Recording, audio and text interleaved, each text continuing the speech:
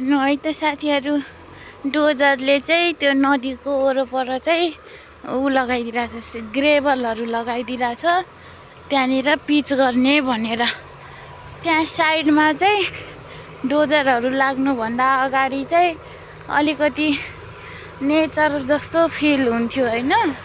त्यहाँ अब भ्यागुताहरू, माछाहरू होइन, साइडमा अब माटोहरू भयो भने किनारासम्मै आउने गर्थ्यो कि। अझ सर्पहरू चाहिँ कस्तो रहेछ भने हामीले दुःख दिन गयो भने मात्रै चाहिँ उनीहरूले टोक्ने ओर्ने, नभए चाहिँ यहाँ सर्प हुनु एकदमै कमन रहेछ के है। अनि अब यो बाटो बनाउनलाई भनेर यतापट्टि जस्तो देखिरहनु भएको छ नि हरियाली, यो लाइनभरि कस्तो मजाले हरियाली छ नि, त्यस्तै यहाँ पनि यता साइडमा पनि निकै नै हरियाली थियो के। तर सबै काटियो किनभने बाटो बनाउनलाई। अब बाटो बनाउन एक किसिमले सेफ पनि हो, किनभने सर्पहरू त्यो बाटो पुरा बिचमा चाहिँ भाँचेको थियो के। अनि स्नेक बाइटको केसहरू पनि निकै आउने गर्थ्यो। त्यो बाटो बनेपछि चाहिँ जनावरहरू चाहिँ बाटोमा चाहिँ आउने भएन। तर साथसाथै चाहिँ यो लाइनको चाहिँ एकदमै चाहिँ रुखहरू, बोटहरू काटिएको छ है त साथीभाइहरू। अब विकास पनि चाहिएको छ, नेचर पनि चाहिएको छ, त्यस्तो त गर्न नमिल्ने रहेछ। अब मिलाएर सकेसम्म दुइटै चाहिँ ब्यालेन्स चाहिँ गर्ने गरी यो काम भइरहेको छ जस्तो लाग्छ। साथसाथै यो जुन बोट बिरुवाहरू काटिएको छ नि त्यसको दुःख पनि छ, तर के गर्नु, यस्तै रहेछ साथीभाइहरू। ल हेर्नु त, बिहानै चाहिँ बिहान उठेर ढोका खोल्ने बित्तिकै चाहिँ यहाँनिर चाहिँ चराहरू चाहिँ कुहु कुहु गरेको आवाज चाहिँ मेरो झ्यालबाट सुनिन्छ। अनि त्यो चाहिँ निकै नै राम्रो छ। यसरी नै सुनिराखोस् चराहरू बोलेको। अहिले पनि सुनिराख, आउने वर्षहरूमा नि सुनिराखोस् होइन। यति राम्रो छ प्रकृति।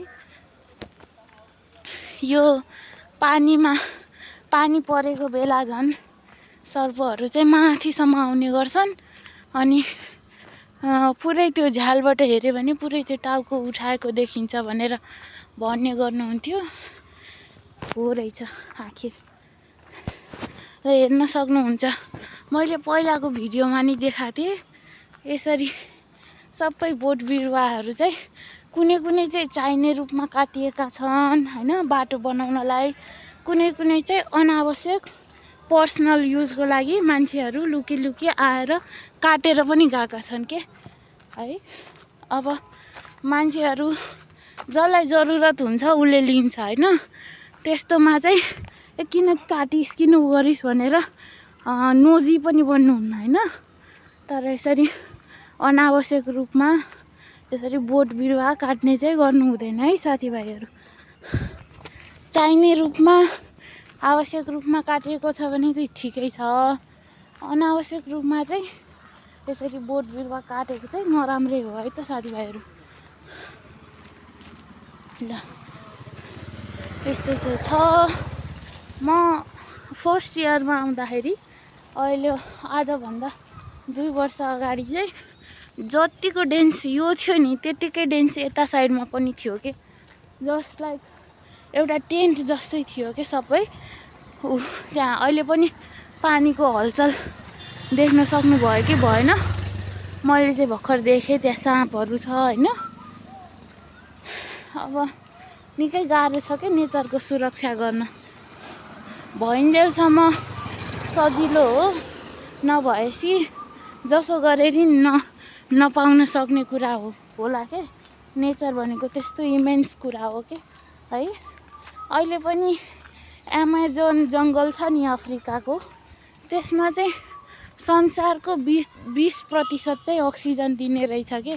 तर सबै त्यो एमाजोनको त्यो मिसयुज भएर एक्सप्लोरेसनको नाममा होइन सबै त्यहाँको नेचरको वाइल्ड लाइफहरूदेखि लिएर सबै बोट बिरुवाहरू रिसर्च पर्पजको लागि भनेर एकदमै चाहिँ दुरुपयोग भएको भएर त्यो पनि संसारको लागि चाहिँ थ्रेटै रहेछ है त साथीभाइहरू।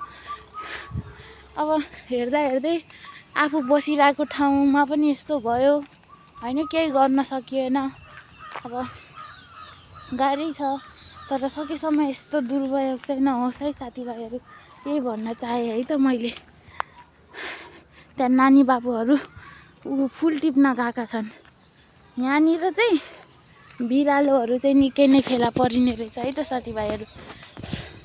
बिरालोहरू बाटोमा चाहिँ कोही कोही बिरालोहरू चाहिँ यसरी हिँड्दै, नानी कहाँ जान लाग्यौ, लडिन्छ है बिस्तारै। अनि कुनै कुनै चाहिँ यतिकै हिँडडुल गरिरहेको हुन्छन् होइन बिरालोहरू पनि। कुनै कुनै चाहिँ मान्छेहरूले चाहिँ पाल्न नसकेर होइन, अब केटी बिरालो लिएर आएका हुन्छन्।